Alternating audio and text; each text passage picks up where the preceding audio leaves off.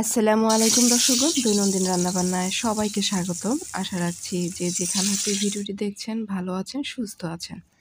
দর্শকগণ, আজ একটি পেজের সাথে পরিচয় করে দেব। একটি সুন্দর কড়াই কিনেছি ঢাকা হোমওয়্যার পেজ থেকে। আপনারা চাইলে এই ধরনের কড়াইটি এই পেজ থেকে নিতে পারেন, আমি রেকমেন্ড করছি। আজ রান্না করেছি একদম ফ্রেশ কাতল মাছ দিয়ে কইয়ের ঝোল, কই আলুর ঝোল। নানান অঞ্চলে নানান নামে পরিচিত, তবে আমাদের এখানে কই বা কইডা নামেই পরিচিত। প্রথমেই এখানে 6 থেকে 7 টুকরা মাছ নিয়ে নিয়েছি। মাছগুলোকে ভালোভাবে ধুয়ে পানিটাকে ভালোভাবে ছাকিয়ে নিয়েছি। এখন 1 চা চামচ পরিমাণ হলুদ গুঁড়ো আর আধা চা চামচ লবণ দিয়ে ভালোভাবে মাখিয়ে নিচ্ছি। একটু হাত দিয়ে সুন্দর করে মাখিয়ে নিচ্ছি, এতে করে মাছের একদম সব দিকে খুব সুন্দরভাবে হলুদ আর লবণটা লেগে গিয়েছে। চুলার লো হিটে কড়াইটা আগে একটু 1 মিনিট বসিয়ে নিয়েছিলাম। কড়াই গরম হলে এখানে সরিষার তেল দিয়ে দিচ্ছি 1.5 টেবিল চামচ পরিমাণ। আপনাদেরকে একটু কাত করে দেখিয়ে দিচ্ছি, এখানে কিন্তু 1.5 টেবিল চামচেরও কম হবে, খুব অল্প তেলে হবে।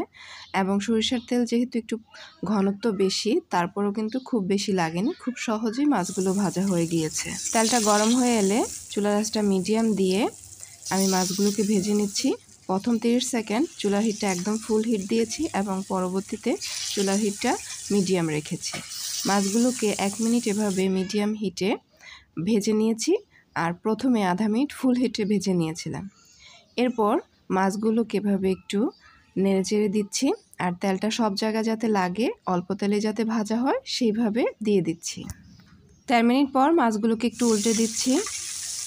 এই মুহূর্তে চুলার হিটটা আমি মিডিয়াম টু মিডিয়াম লো করেছি, খুব বেশি হিট দেওয়ার দরকার নেই, কড়াইটা অলরেডি অনেক উত্তপ্ত হয়ে আছে।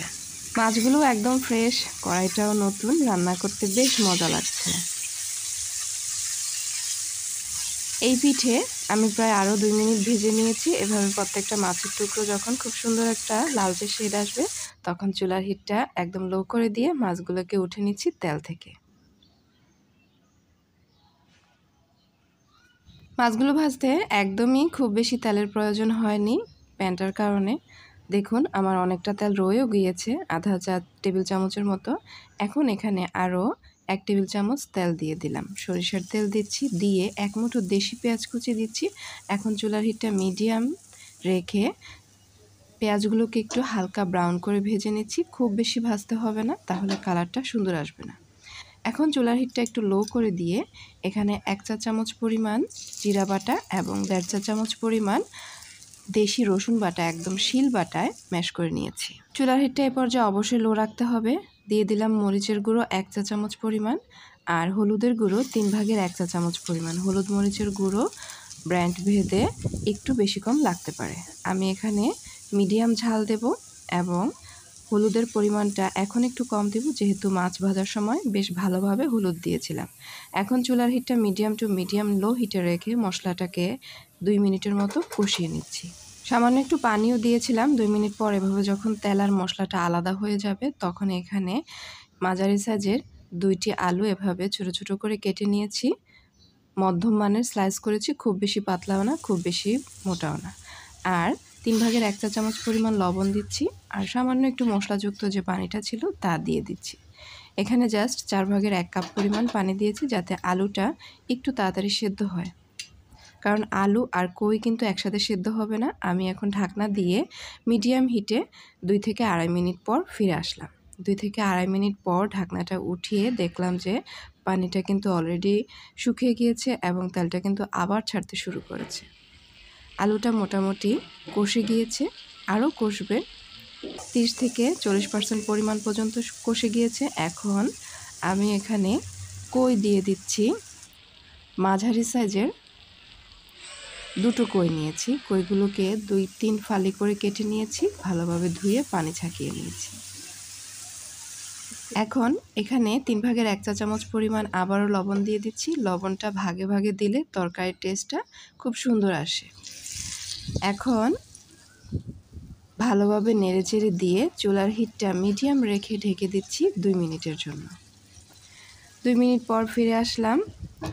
তরকারি থেকে পানিটা ছাড়তে শুরু করেছে এবং প্রথম দিকে তরকারির পানিটাতেই কিন্তু তরকারিটা সিদ্ধ হচ্ছে।